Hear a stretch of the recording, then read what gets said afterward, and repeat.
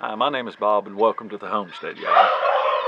Thought I'd take a moment and talk about cast iron pans that are put in a fire. I've acquired a few here just the last couple weeks.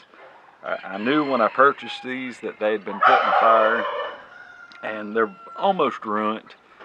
There is a few things you can do to save some fire damage depending on what it is, but I acquired these, all except for this one, just to make this video to show you the damage that can be done by putting them in a fire.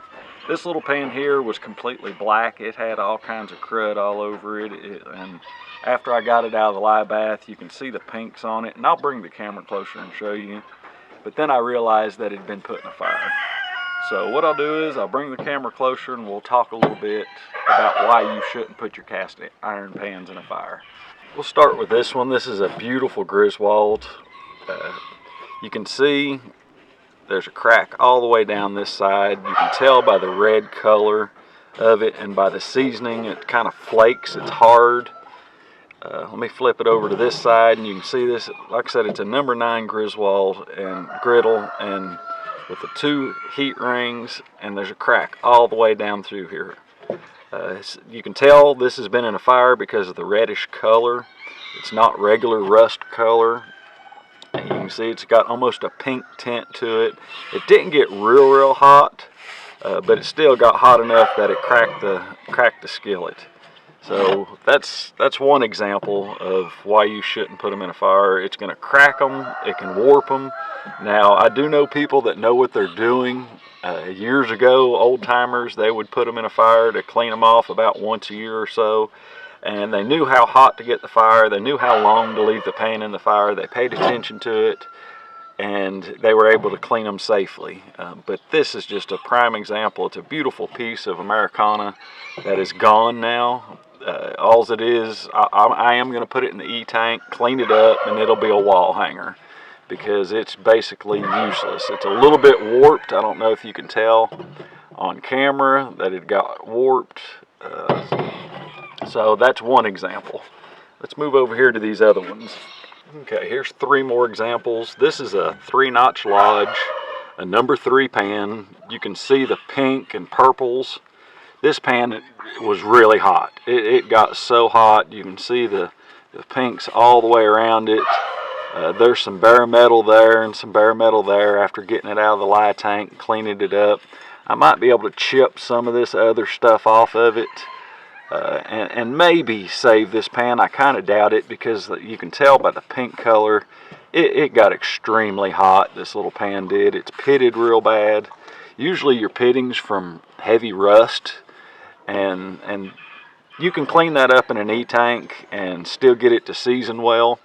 But once they get this hot, you can see the inside. Look how that had to have been red hot. That little piece right here, you can see where there was a coal that got this pan red hot. So more than likely this will not take seasoning. Now, it did not warp this pan or crack it. The fire didn't. I'm surprised as hot as this pan had to get to turn this color purple and pink. This pan was extremely hot. You can see here there's another example of where a coal was on that pan and got it red hot, and you can tell by the color of the pan. This one is a Wagner number 3 pan, and you can tell it's been in a fire. You can tell by the way the seasoning is, the color of the rust on it.